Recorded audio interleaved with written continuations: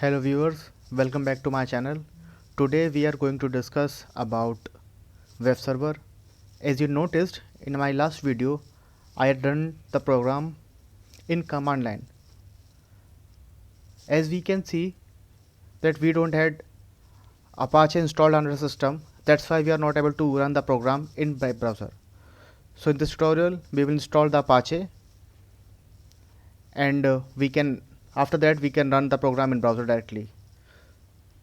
So there are some command for installing that Apache. So we just copied it and open a command prompt, paste it and see.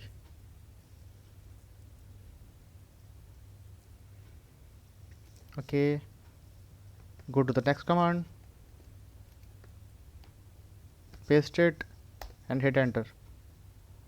As you can see, it's already the newest version because I had already installed. But for demonstration purposes, I have just showing you the command.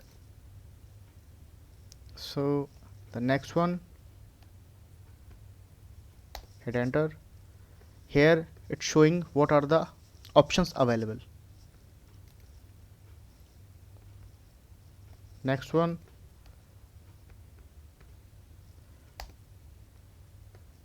okay. Now we will check the status. Here is the status also. So for verifying things, the Apache is installed perfectly on system. We need to open a web browser